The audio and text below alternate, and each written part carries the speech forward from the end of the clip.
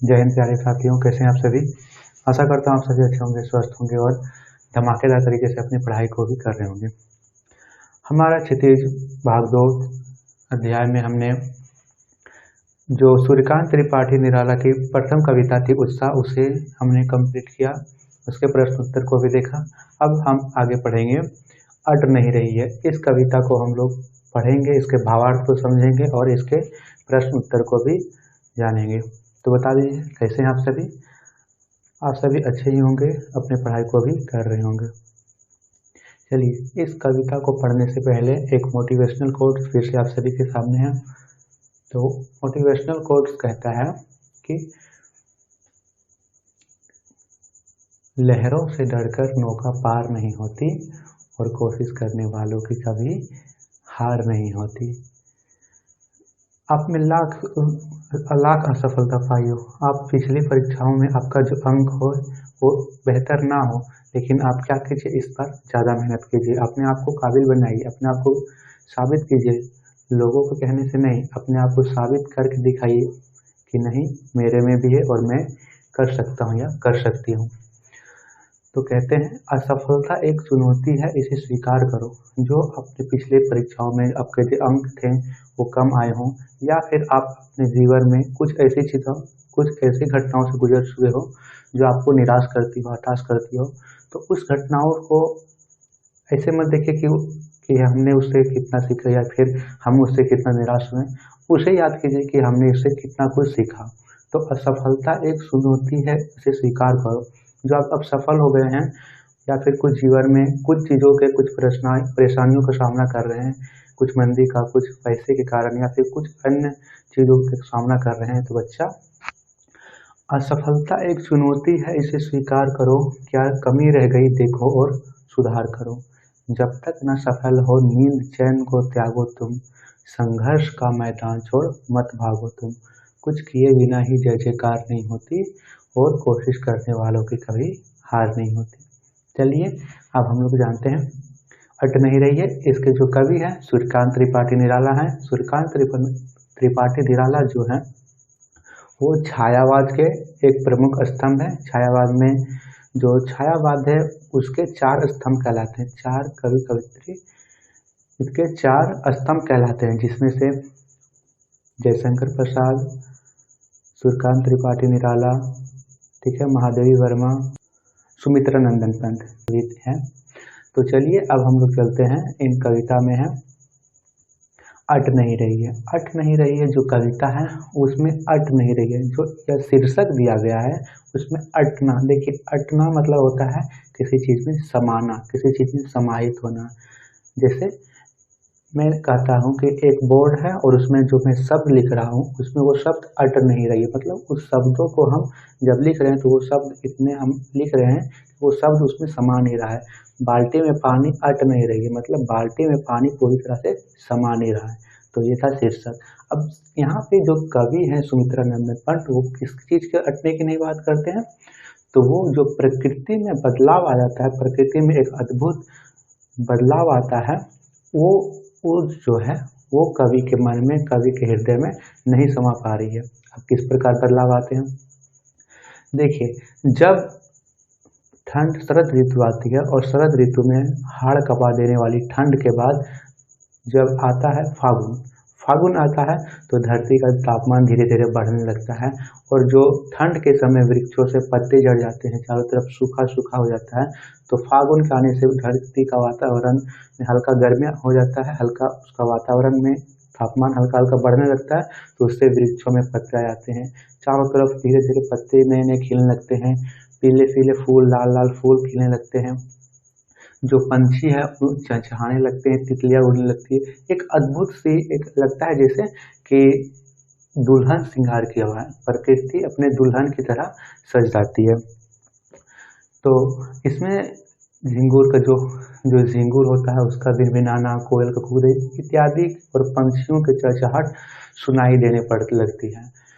इसी ऋतु में फागुन में होली मनाया जाता है। होली जो है, होली लोग मनाते हैं जिस प्रकार जो प्रकृति है पूरी तरह फूलों से, हरे रंगों से, पूरे हरियाली से छा जाती है, उसी प्रकार लोग भी होली के रंग में रंग जाते हैं। ठीक है, तो ये बता रहे हैं ये कविता, जो इतने सारे प्रकृति में बदलाव है, इतने सारे परिवर्तन हुए हैं, वो जो कवि है वो एकाएक कवि के मन में समा नहीं पा रही है। वो जो नज़ारे हैं वो कवि के हृदय में समा नहीं पा रही, मतलब कवि को लग रहा है कि इसे मैं कितना देखूं कितना देखूं, इसे मैं देखता ही जाऊं, वो हमारे हृदय में समा ही नहीं रही है। तो इसमें फागुन ऋतु का कवि जो है, फागुन ऋतु का इसमें उल्लेख किया है। जो फागुन ऋतु है उसे ऋतुराज का माना जाता है। सभी ऋतुओं का जो ये एक तरह से राजा बोल सकते हो, वो फागुन ऋतु को माना जाता है, क्योंकि जो इस मौसम में बदलाव आते हैं वो एक अद्भुत सा बदलाव आता है। ठीक है, जो प्रकृति को एक दुल्हन की तरह सजाने का काम होता है वो फागुन महीने में होता है, इसलिए इस ऋतु को ऋतुराज के रूप में भी जाना जाता है। देखिए, अब हम लोग पढ़ते हैं कविता की ओर। कविता क्या आ गया है, अट नहीं रही है, और कहता है कि जो कवि कहते हैं कि अट नहीं रही है आभा फागुन की तन, सट नहीं रही है।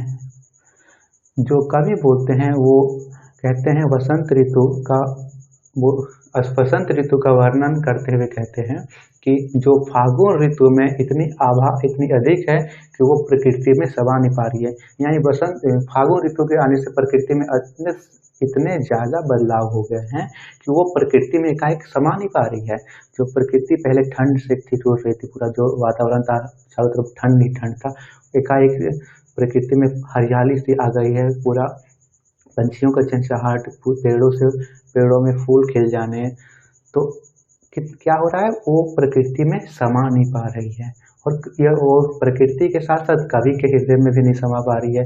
वो कवि को लगता है इसे मैं कितना ही देखता जाऊं और इसे इस पल को अपने हृदय में संजो के रखूं, लेकिन वो इतना ज़्यादा है, इतना ही अच्छा है, वो उसके हृदय में समा नहीं पा रही है।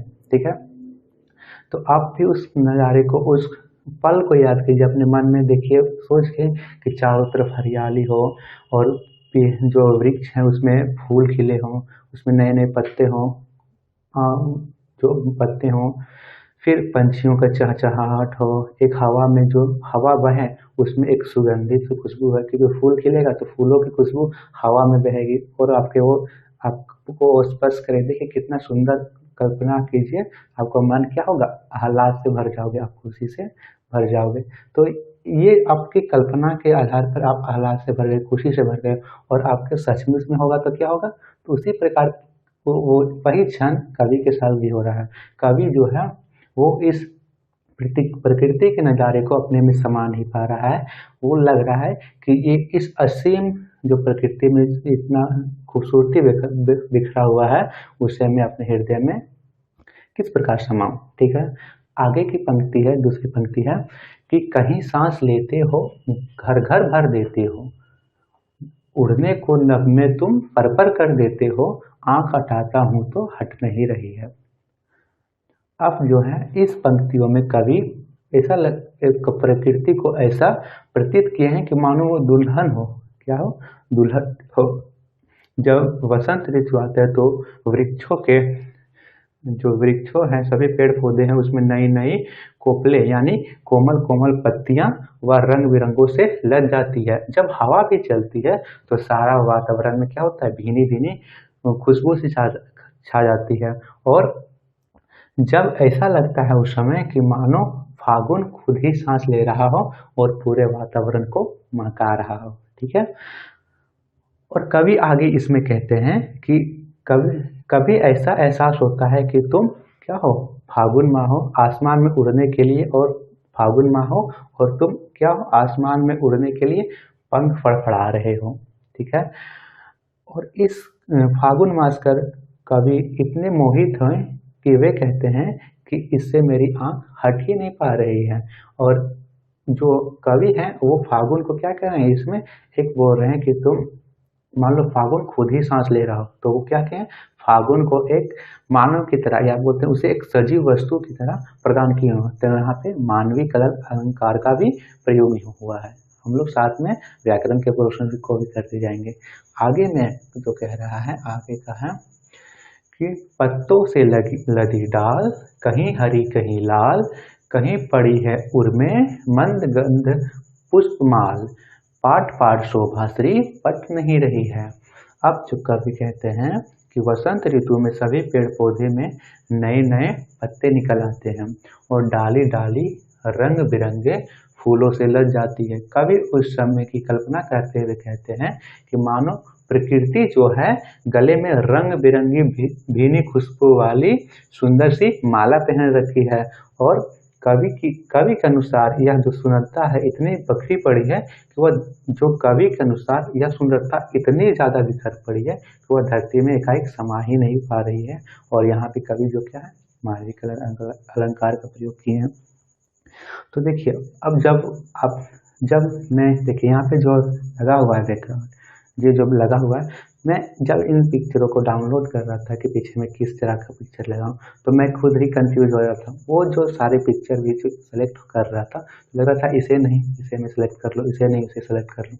आप लोग कभी भी जाइएगा गूगल पे और सर्च कीजिएगा कि नेचुरल फोटोज, तो देखिएगा आपको लगेगा कि इस फोटो को मैं कितना देखते जाऊँ कितना देखते जाऊँ कितना देखते जाऊँ, आप उसमें से सिलेक्ट ही नहीं कर पाओगे कि मैं इसमें वॉलपेपर कैसे लगा पाऊँ। देखिए आप लोगों को क्या करना है, आप लोग सेलेक्ट कीजिएगा कि एक वॉलपेपर हम लोगों को सेट करना है, वो भी नेचुरल होना चाहिए। तो आप लोग जा करके सर्च कीजिए नेचुरल वॉलपेपर, तो उसमें आप लोग देखिएगा कि इतना नेचुरल जो वॉलपेपर है उसमें से आप लोग सेलेक्ट ही नहीं कर पाएगा। इतना ज़्यादा प्रकृति पर हम लोग इतना ज़्यादा हो जाते हैं कि आप सचमुच में उसमें सेलेक्ट नहीं कर पाओगे। एक बार में तो कभी नहीं कर पाओगे, आप लोग 2 3 4 5 करते करते फिर हो सकता है कि आपको उसमें से एक पसंद आए, वो भी आप लोग एक को नहीं पसंद आएगी 5 पसंद आएगी और उसमें से भी आप लोग 5 करके लगाओगे।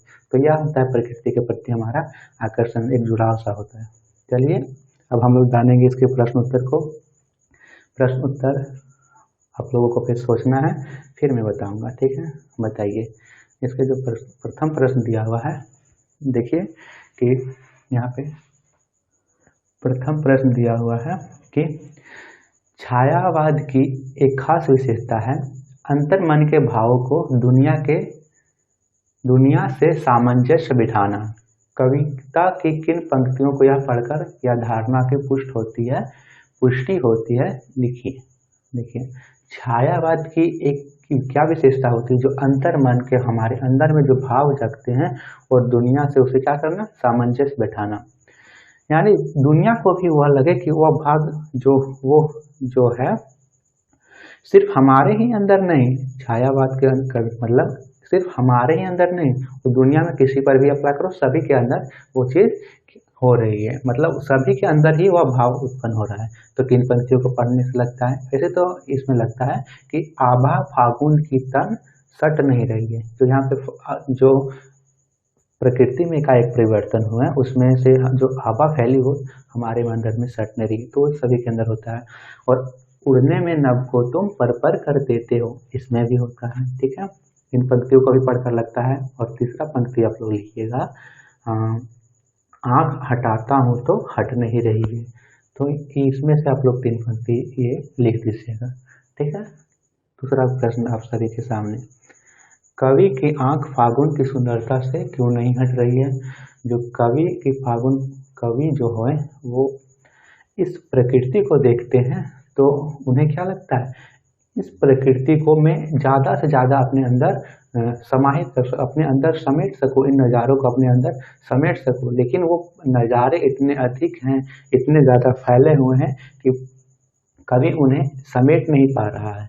इसीलिए जो कवि की आँख है वो इस सुंदरता से, फागुन की सुंदरता से हट नहीं रही है, ठीक है। सरल शब्दों में आपको लिखिए। देखिए किताबी भाषा रट करके आप लोग मत लिखें, ये नहीं कि किताब में वो लाइन 4 लाइन लिखी हुई है उसे रट लें कि हाँ कवि ने फागुन मास को चारों तरफ से किया है कि फूल खिल जाते हैं, पत्तों से भर जाते नहीं।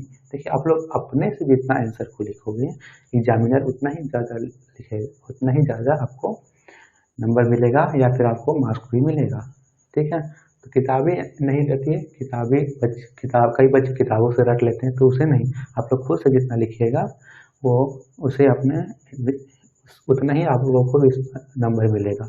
क्योंकि मैथ है तो मैथ में एक ही जैसा आंसर हो सकता है, लेकिन हिंदी में आंसर एक जैसा नहीं लिखिएगा। हिंदी, क्योंकि हिंदी जो है वो रटने का विषय नहीं, समझने का विषय है। ठीक है, अगला प्रश्न है, प्रस्तुत कविता में कवि ने प्रकृति की व्यापकता का वर्णन किन रूपों में किया है? तो जो कविता है उसमें किस प्रकार व्यापकता का वर्णन करते हैं? कवि को ऐसा लगता है कि प्रकृति ने रंग बिरंगे फूलों से अपना क्या किया है, श्रृंगार कर लिया है, वो मानो एक दुल्हन की तरह सज गई हो। और जो फूलों की भीनी खुशबू है वो रंग बिरंगे पत्तों में, जो फूलों की भीनी भीनी खुशबू है उससे क्या होता है, वो अपने चारों तरफ वातावरण में बिखरा कर पूरे वातावरण को सुगंधित कर देती है। तो प्रकृति के व्यापकता का वर्णन। तीसरा में आप लोग लिखिएगा कि चारों तरफ हरियाली से प्रकृति का जो सौंदर्य है वो कई गुना बढ़ जाता है। ठीक है, ये 3 आप लोग लिख सकते हैं इसमें, और चौथा आप सभी को सोच के लिखना है। ठीक है, अब चलते हैं चौथे प्रश्न की ओर। चौथा प्रश्न आप सभी के सामने है। चौथा प्रश्न यहाँ पे है। चौथा प्रश्न कह रहा है कि फागुन में ऐसा क्या होता है जो बाकी ऋतुओं से भिन्न होता है? अब देखिए, मैंने प्रारंभ में ही बताया था कि जो फागुन होता है उसमें आने से प्रकृति में एक अद्भुत सा परिवर्तन होता है। क्योंकि देखिए, अन्य ऋतु जब गर्मी आएगा तो उससे भी लोग परेशान हो जाएंगे कि गर्मी है, बहुत ज़्यादा क्या होगा, बहुत ही ज़्यादा तप जाएगी धरती, पूरा जम जाएगा। और फिर ठंडा आएगा तो ठंडा में लोग बहुत ही ज़्यादा ठिठुर जाएंगे, उसमें बहुत ही ज़्यादा लोगों के हाड़ कपा देने वाली ठंड होगी। लेकिन जब फागुन का महीना आता है तो क्या होता है, इसमें पत्ते जो है प्रकृति में हरियाली सी छा जाती है, पेड़ पौधे पे नए नए फूल खिलने लगते हैं, रंग बिरंगे फूल खिलने लगते हैं, और जो वातावरण है वो फूलों की खुशबू से, भीनी भीनी खुशबू से भर जाता है। तो प्रकृति की सुंदरता उस समय देखने लायक होती है जो अन्य ऋतुओं में नहीं होती है। 5वां प्रश्न आप सभी के सामने है। देखिए, इन कविताओं के आधार पर निराला की काव्य विशेषताओं लिखिए। ठीक है, पंक्ति आप लोग लिखिएगा। और पंक्ति क्या है कि उत्साह, इसमें देखिएगा, जो इन पंक्तियों को पढ़िएगा तो आप लोग बोलेगा कि उत्साह और अट में जो है दोनों में क्या हुआ है, मानवीकरण अलंकार का भी प्रयोग किया गया है। दोनों से यहाँ पे प्रश्न है, जो उत्साह कविता है उसमें भी, और अट, दोनों अट नहीं रही है, दोनों में क्या किया है, दोनों में मानवीकरण अलंकार का प्रयोग किया है। उत्साह कविता में उन्होंने बादल को मानवीकरण कर उसे गरज गरज कर बरसने को कहा है, और दूसरी अट नहीं रही, उसमें फागुन माह का सजीव चित्रण किया, मानो वह एक दुल्हन की प्रकार सजी हुई हो। और दोनों ही कविता में उन्होंने यमक अलंकार और रूपक अलंकार, मानवीकरण अलंकार का प्रयोग किया है। जो इनकी भाषा है वो खड़ी बोली का इसमें प्रयोग किया है, और इसमें तत्सम शब्दों का प्रयोग कर इसमें खूबसूरती को कई गुना बढ़ा दिया है। ठीक है, अब छठा प्रश्न है, जो होली के आसपास प्रकृति में परिवर्तन दिखाई देते हैं उन्हें लिखिए। तो होली के आने से प्रकृति में क्या क्या परिवर्तन दिखाई देते हैं, ये पूरा कविता का सार है, और इस सार को आप सभी को वीडियो के डिस्क्रिप्शन में लिखना है। ठीक है, तो जिन बच्चों को, जिन विद्यार्थियों को या जो भी वीडियो देख रहे हों उन्हें ये वीडियो पसंद आती हो तो वीडियो को लाइक जरूर कीजिएगा। धन्यवाद आप सभी का।